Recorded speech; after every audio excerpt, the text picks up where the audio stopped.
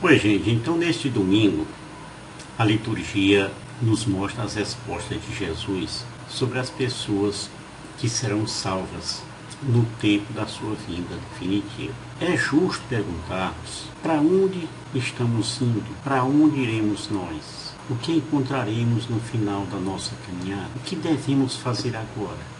A palavra de Deus orienta-nos em que direção devemos caminhar. Vamos conhecer um pouco essa estrada? A primeira leitura, ela mostra um texto de Isaías 66, que foi redigido em torno lá de 525 a.C. Isso aí depois do retorno dos exilados lá da Babilônia para Jerusalém. Então, só para conhecimento de vocês, o livro do profeta Isaías, ele está dividido em 3 períodos. Do capítulo 1 até o 39, que a gente chama de Proto-Isaías, foram escritos pelo profeta Isaías. Isso aí em 760 a.C. A segunda parte, que vai do capítulo 40 até o 55, é chamado de Deutero-Isaías, ou seja, depois, de Isaías. Nesses capítulos são relatados o período do exílio da Babilônia, e isso aí foi escrito por volta de 540 a.C. E os capítulos 56 até o 66 é chamado de Trito Isaías. E aí já fala do período após a volta dos exilados para Jerusalém. Isso aí já em 525 a.C. O fato é que Isaías, ele não redigiu o livro todo, como vocês estão vendo, No capítulo 66, que é o que traz a liturgia hoje, havia uma comunidade heterodoxa, composta de judeus que tinham regressado do exílio da Babilônia, judeus que nem foram para o exílio da Babilônia, mas que tinham permanecido em Jerusalém, e também tinha lá misturado uns estrangeiros que se estabeleceram em Jerusalém durante o exílio. Dessas pessoas, algumas se ofereceram para ajudar na reconstrução de Jerusalém. Isso aí no tempo lá do Neemias, ele veio lá e Esdras também, Esses 2 judeus influentes, inclusive tem livro dele, tentavam evitar justamente as influências negativas na santidade do povo de Deus. Você que começasse a misturar doutrinas e aquele negócio todo, E a partir daí, eles também, por causa disso, começaram a praticar uma política xenófoba, e até mesmo proibindo casamentos mistos, entre o povo de Deus e esses estrangeiros. Tá certo? Isso aí você vê nessas passagens que eu vou colocar aí. Tá bom? Searching the sculpture to find where you are. All of the blind men in the dark follow you till you know where you go. Então vamos aqui agora para o Evangelho. Jesus atravessava cidades e povoados, desde a Galileia, ensinando a quem ele encontrava e curando também, indo em direção a Jerusalém. E numa dessas paradas para descanso, alguém lhe perguntou: Senhor, é verdade que são poucos que se salvam? E aí Jesus olhou para eles e disse: fazei todo o esforço possível para entrar pela porta estreita. Muitos tentarão entrar e não conseguirão. E veja que por vários séculos essa questão da salvação, ela não foi, digamos assim, solucionada pela catequese israelita. Eles acreditavam que após a morte, todos desciam ao Sheol. Você já ouviu essa palavra, Sheol quer dizer o seguinte: é um termo hebraico para o lugar dos mortos.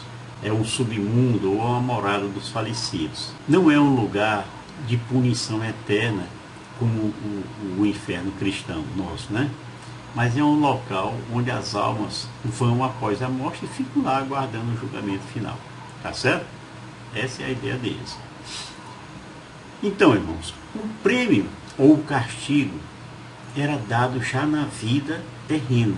Mas temos controvérsias sobre isso. Na vida terrena, muitas vezes, os injustos triunfavam, enquanto os justos viviam mergulhados no sofrimento. Nesse caso, Deus seria injusto.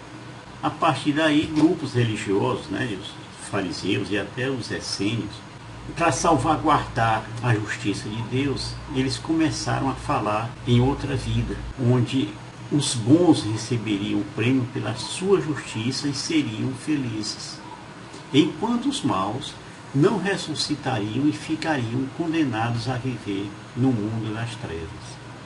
Está vendo aí qual é a diferença? Então, voltando aqui, os discípulos então pediram: Senhor, abre-nos a porta lá para a salvação, né? Mas aí o Senhor dirá, ou disse para eles: não sei de onde sois, afastai-vos de mim, todos vós que praticais a injustiça. Olha aí.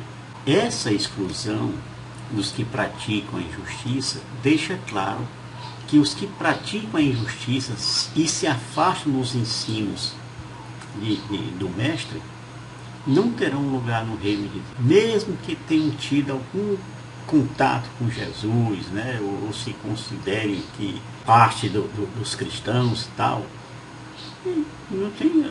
Pois bem, aí Jesus profetizou também que os homens não judeus viriam do Oriente e do Ocidente, do Norte e do Sul, e que tomariam lugar à mesa do reino de Deus. E aí Jesus completou: e assim há últimos que serão primeiros e primeiros que serão últimos. Essas palavras de Jesus, de que os não-judeus tomariam lugar na mesa do reino de Deus, soou bem forte, pegou pesado lá para a turma lá dos fariseus, dos escribas, sacerdotes, que eles tinham lá a ideia deles e eram defensores da tradicional religião israelita, pois qualquer pagão que entrasse no espaço sagrado, naquela época, ele era considerado um réu de morte, tá certo?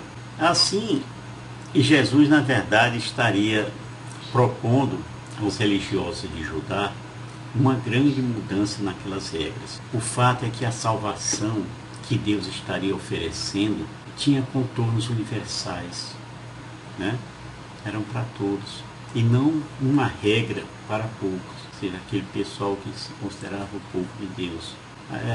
Dessa forma é que ninguém deveria ficar sem direito à misericórdia de Deus.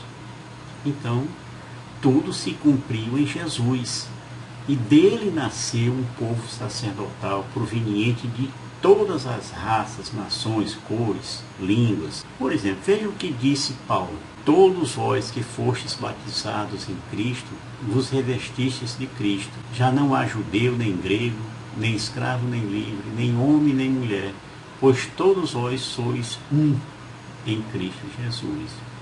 Gálatas 3, de 27 a 28. Entendeu aí?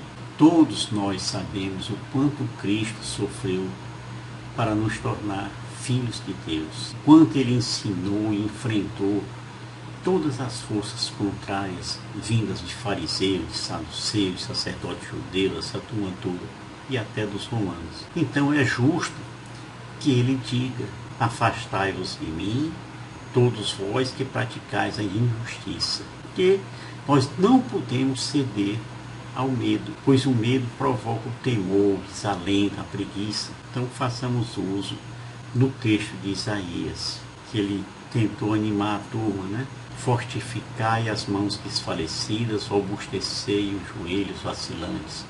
Dizei àqueles que têm o coração perturbado: tomai ânimo, não temais. E é isso aí, irmãos. Jesus nos dá uma escolha, nos oferece uma escolha, opções. Então façamos a opção certa, a escolha certa. O reino de Deus é melhor do que o Sheol, você não acha, não? Pois é. Não sei o que, não. É melhor o reino de Deus do que o Sheol. Então participemos das missas, dos domingos, ouçamos as homilias dos padres e nos dediquemos a fazer sempre o bem. Put down the burdens to see where you go. All of the mortals with their love